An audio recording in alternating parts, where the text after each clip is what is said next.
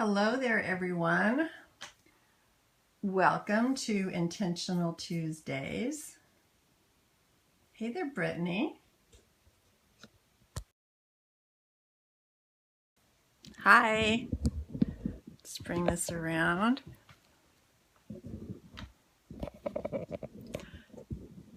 Hi there, Jade. Haven't forgotten about you. I should get your pictures in the mail by this Friday. So, who else is coming on here? Hello, hello. Hi, Teresa. El Viejo made that sweetbread recipe. It was so great. Love the picture. It looked like it would taste good too. Looks like you guys did a really good job with my mom's recipe, my grandmother's recipe, my mother's mother. Thank you, Bobby, for inviting followers. Thank you so much. Oh, good. I'm glad you liked it. El Viejo saying he said it was very tasty. It is. It's really great. Thank you, Brittany, for inviting followers.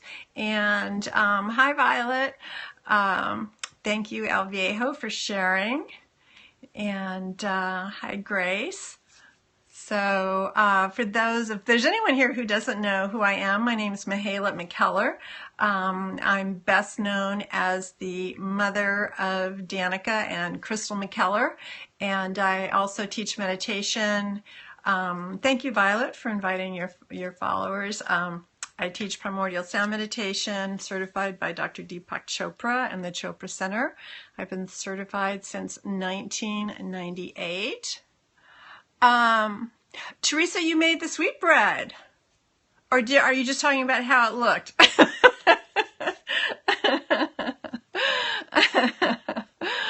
Oh my goodness. So, thank you everyone for inviting followers and sharing on Twitter. Harlow, I haven't seen you for a while. Thank you, Jade, for inviting people. So, how's everybody doing today? I hope you all had a good Easter. Thumbs up if you had a good Easter, or if you don't celebrate Easter, if you just had a great weekend. It was beautiful in San Diego where we were. Yay! Waking up for work. Who was that? Oh, missed it. I missed that.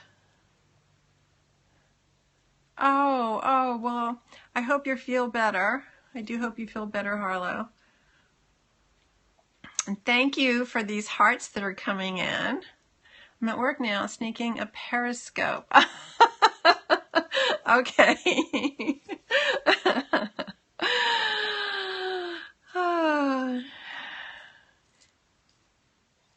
Who's that? Oh, Grace is taking, that would be your granddaughter, right? For piano lesson. Oh, wow. My dad used to work a shift like that. Only his was 4 till midnight. He was a supervisor in a cannery in the summertime.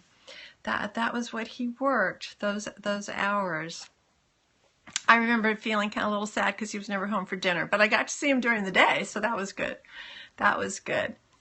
So today I want to talk about, again, the power of words. And today's word, you might have seen it in the announcement, is can't. And I've kind of noticed this with children a little bit. Hi, Aya, and thank you for sharing. When they're learning something new, sometimes they'll say, I can't do it. And as adults, we'll do that too. We're something doesn't work out the way we want it to first time around, or, we think that we're not able to do it, and we say, I can't. And that kind of shuts the door, it kind of shuts a door, because you're telling yourself, when you say I can't do it, it's as if you're saying, I'm never going to be able to do it. And that's a little too definite for my taste anyway. So I think finding other ways of expressing, I didn't do it that time, or I know it's a hard word to not use, Oh, Harlow, well then we have to open your windows if your doors are closed, all right? We have to open your windows. Oh, so, oh, there you go. Yes, well, there are some things that we cannot do. That's right. There are some things. The idea is to reserve that word for where it's accurate and not just like the word but. And, you know, there are times when it's totally accurate, totally appropriate. We tend to overuse it and bring a little bit more negativity. Right, you haven't mastered something yet. Yes, that's a good way of saying it. And I found it interesting because I looked up in the dictionary, the online dictionaries, and I was looking, you know, I typed in can't, and what I got was that it was a contraction of cannot. And then when I went to cannot, all I got, and I looked this up in more than one dictionary, let's see, 3 different online dictionaries, and every single one just talked about how to spell it, that it could be spelled as 1 word or 2 words. And never and always, never say never, right? Never say never. So, but I just found it fascinating. I went to, on dictionary.com, they had the thesaurus option. So I clicked over to that, and there I found it saying that it's a negative auxiliary verb, that can express an inability to do something, and or an act of withholding permission. So, you know, hi Holly. So there it actually gave some kind of a definition. So anyway, I just thought that was really interesting that the dictionary did not actually give a definition. And then even in the dictionary, they used forms that gave examples of, I mean, in the first one, they just say that it's a verb rather than saying what the verb means. And then the second one is when you say cannot but, as in having no alternative but to do something or another. So anyway, so that's the word I wanted to bring to everyone's attention this week. And just pay attention to your words. And if you notice that you say that you can't do something, stop and think, is that true? Is that true? If it is true, then that's the appropriate word. I would say the majority of the time that we say that, it's not. It's just something didn't go the way we wanted it to that particular time. Doesn't mean it won't the following time. Or with a little practice, if it's something that we're learning and it's something new. Yeah. So, anyone have any comments on that? In my work, my trainer, there you go. Right. Probably the proper word there is, I don't want to do it, right? Brittany, not, I can't do it.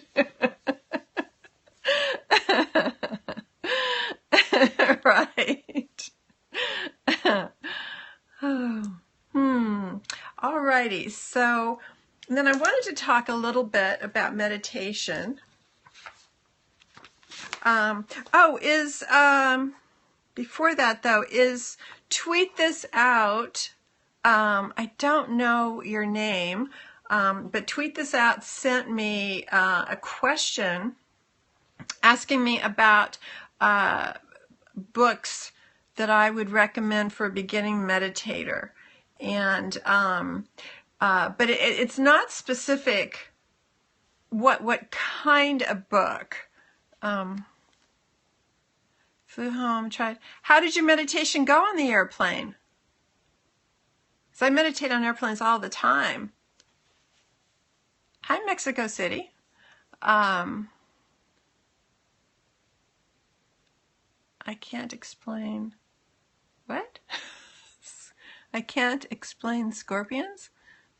Not sure how to interpret that sentence.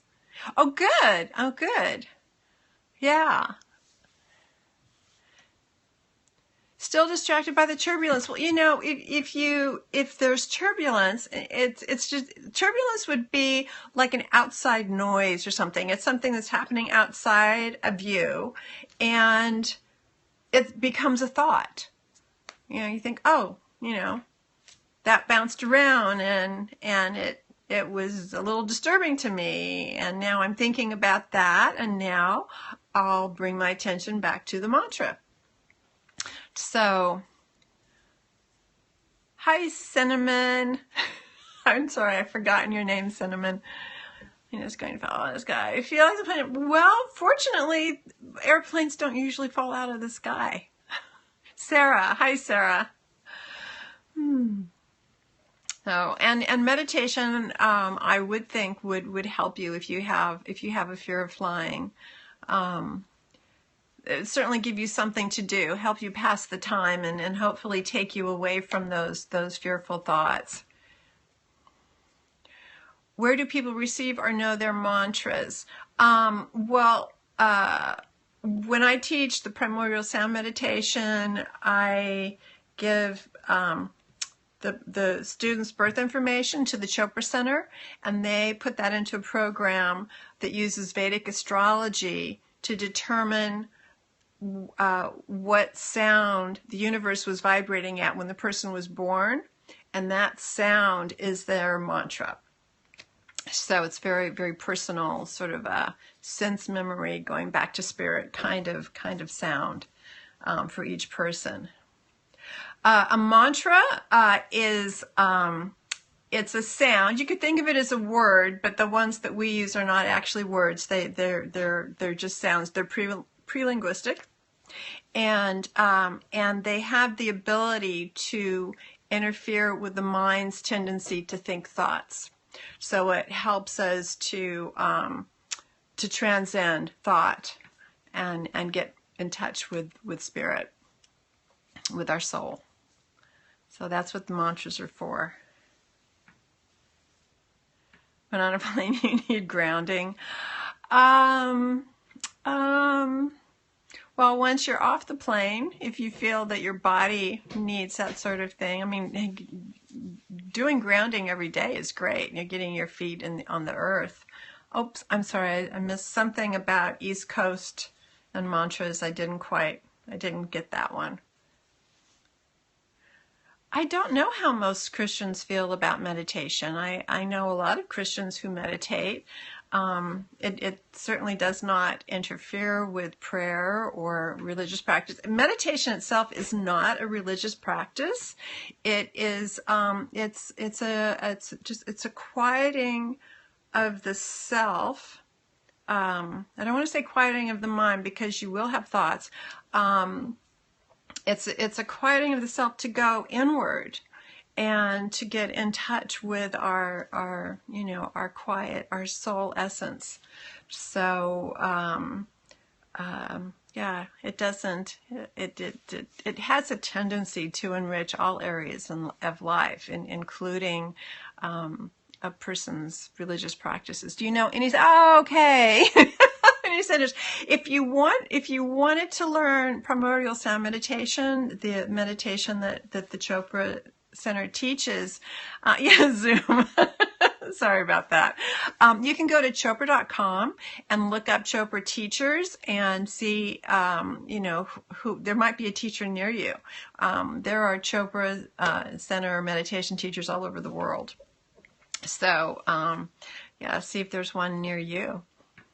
There used to be a Chopra Center actually in Manhattan, but I don't think it's there anymore. I think Deepak, I think it's still a meditation center, but it's Deepak's personal place. By personal, I mean it's not part of the Chopra Center. It might be the Chopra Foundation. I'm not totally up to speed on those changes. So, well, anyway, I wanted to tweet this out, that just for a nice little book, of Deepak's called The 7 Spiritual Laws of Success. I would recommend that to anyone beginning in this area. And it's not it's not success in the sense of, most people hear the word success, they think of financial success. It's feeling successful in life, in finding your center and your inner peace and your happiness, and creating compassion and that sort of thing. Does music soothe me? Yes, all different kinds. I have a friend of mine who's also a Chopra Center teacher. Her name is Karen, and she has a meditation center in Nashville. And she has the most beautiful voice, and she has CDs of chanting, beautiful chanting. Or then, I love Adam Lambert.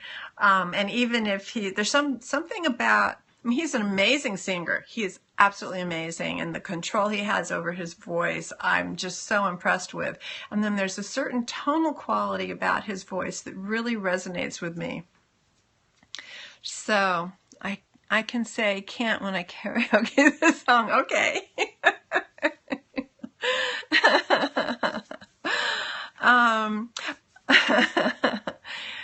Oh my goodness. So anyway, so the little book, it's a little book. It's not very big, 7 Spiritual Laws of Success. I wanted to mention that. So if, tweet this out. I don't think you're here live. If you watch the replay, I wanted you to know, about this book. You can get it probably from Amazon or the Chopra Center. Maybe in Amazon they'll let you flip through a few pages so you can get a preview, see if you want it or not. And then a little bit about, actually let me see what the time is. I might have to, I think, because I have an appointment, I wanted to talk very briefly about meditation and creativity, because they say that when we are, when we go inward, which can happen even if we're meditating in a group setting, because our consciousness is going inward. So when we do that we use our brains differently. And so more creativity comes about during those times. Actually, this article I read said that we have our best ideas when we're by ourselves. I don't know if that's true, because, people get together and they brainstorm together and they come up with tremendous things. But still, it's nice to know that, I think I mentioned that, Deepak meditates before he works on his books, and so it helps with creativity of all kinds. Like keeping... Oh, I didn't quite get that. All right. So, would you like to meditate? Are you ready to meditate? Thumbs up if you are. And if you would like for me to review, if you've not done this before, then, okay, good. Yay. If you would like for me to review, please write in... like keeping the Black Widow around the house. I'm not, I don't know what that is. I hope you're not talking about meditation. I don't think you are. Somehow it doesn't link up.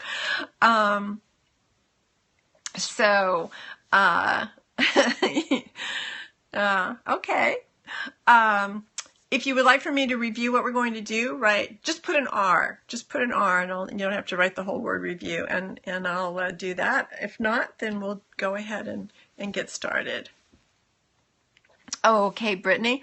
So first we're going to do alternate breathing, and you do that by, you breathe in through both nostrils, and I'll guide you through it too. But you breathe in through both nostrils, you block one side, breathe out, breathe in, switch sides, breathe out, breathe in, and we'll do that 3 times, 3 times on each side. And then you'll have your eyes closed, and it's good to close your eyes when you're doing the alternate breathing too. And you've probably noticed that I have a tough time keeping my eyes open when I'm guiding that. I start to like space out. So it's nice to have your eyes closed, and then I'll guide you through where you think silently in your mind, so you're hearing it. You think I am, and you think your first name and your last name. And then, so I would think I am MahailaMcKellar. And then you think just your first name, and then you think just I am, and then you think just the Sanskrit word aham, which means I am. And you think each of those 3 times, and then you think, then you start thinking the mantra. And I'll tell you when to start thinking the mantra. If you have a personal mantra, hey Braden, if you have a personal mantra, then use that, or a mantra that you really like. If you don't have that, then you can use the mantra so hum. And you do that by paying attention to your breathing. You don't try to control your breathing, you just pay attention to it, become aware of it. And then on the inhale, you think so. And on the exhale, you think hum. Let me turn this over here. We're about to meditate, Braden.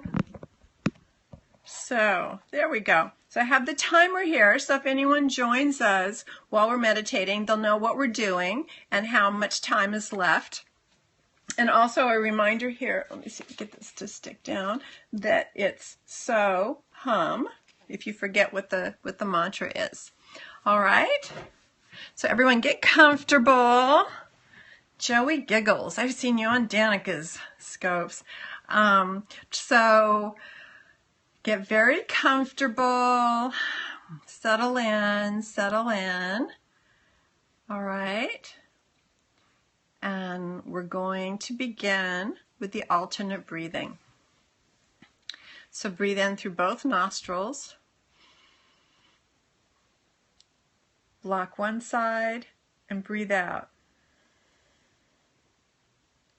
Breathe in.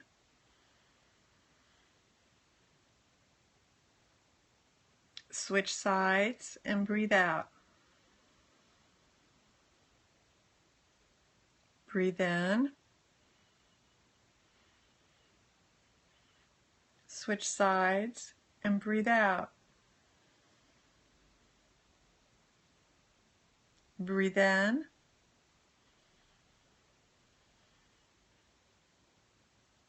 Switch sides and breathe out.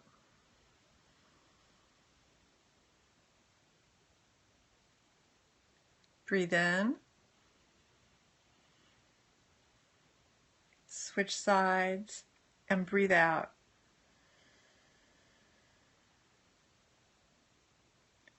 Breathe in.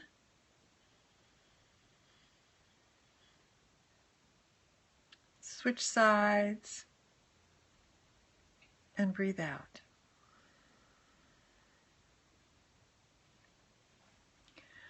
Right now, with your eyes closed, gently think in your mind, I am your first name and your last name. And do that 3 times.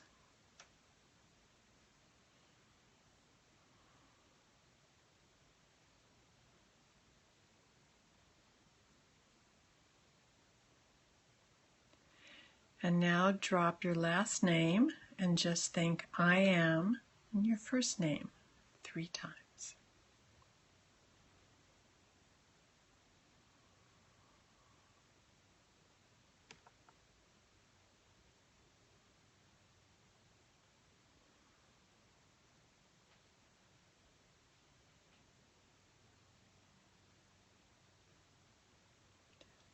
And now think just I am.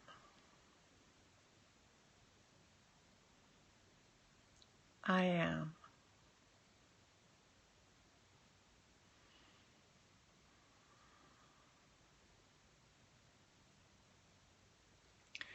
And now think aham. which is Sanskrit for I am. Aham.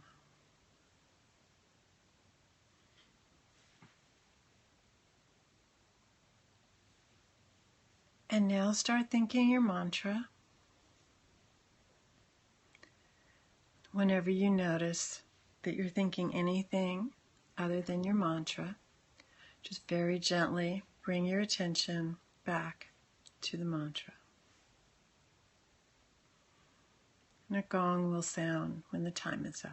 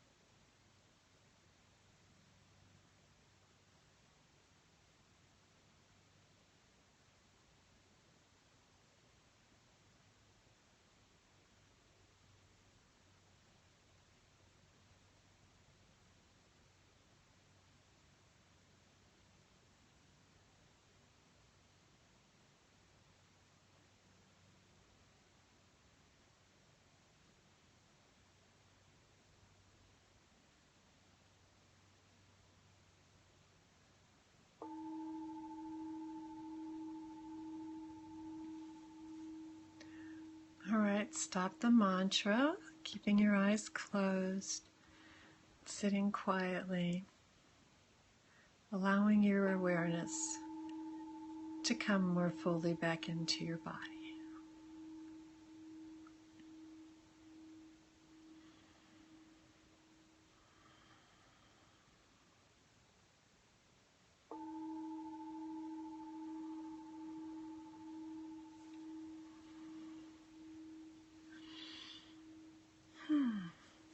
Right. When you're ready, gently open your eyes.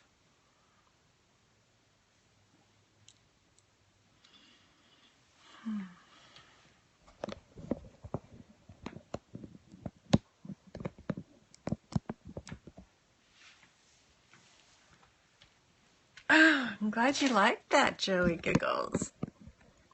What's that? Oh, hi. Steve, is it? Steve? Oh, yay. Was that your first time meditating with us, Brittany?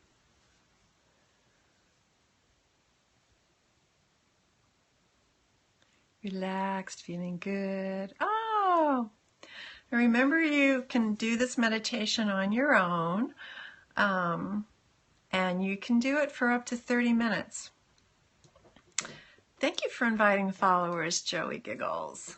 I like that name. Yes, watch the replay. Yes, and if you want to, or meditate on your own.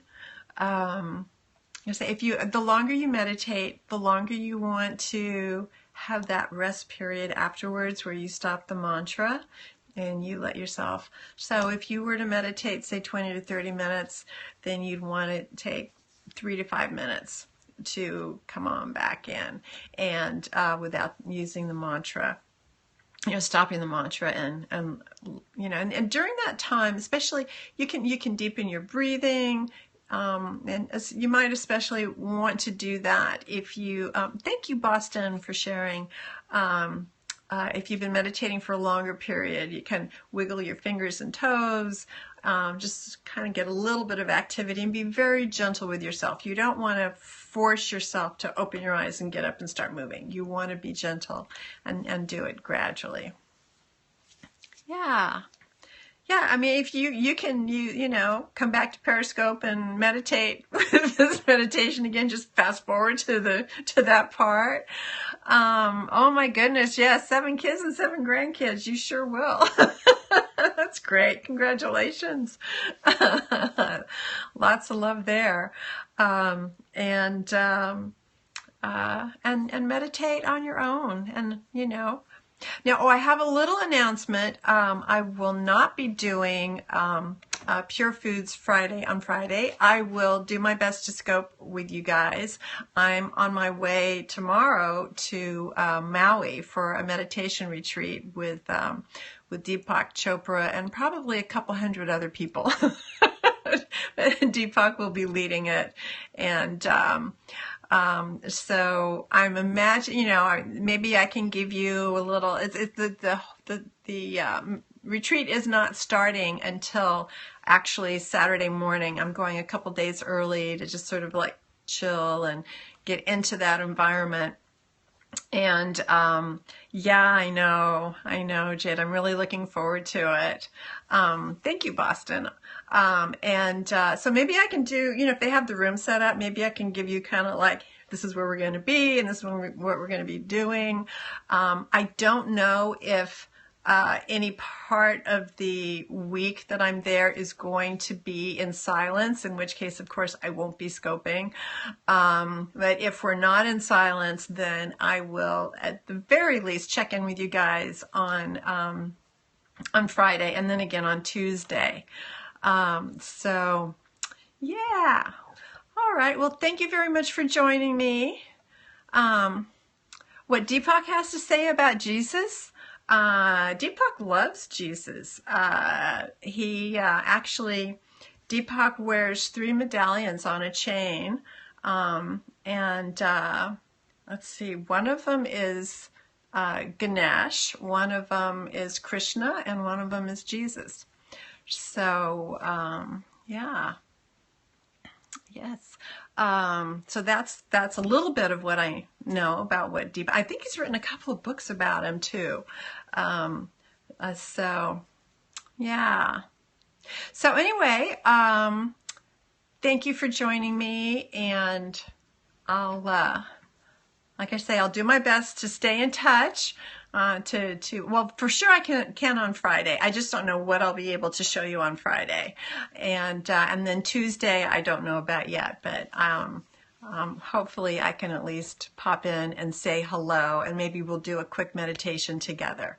Though at that point, I think we meditate something like 4 hours a day. We do an hour, take a break, do an hour, do some other stuff, come back and do an hour, a break, and another hour. So lots of meditation, I love it. I love it. All right, thank you everyone for all the well wishes and those palm trees that just came through. All right, everyone. Namaste. Be well. Be good to yourselves.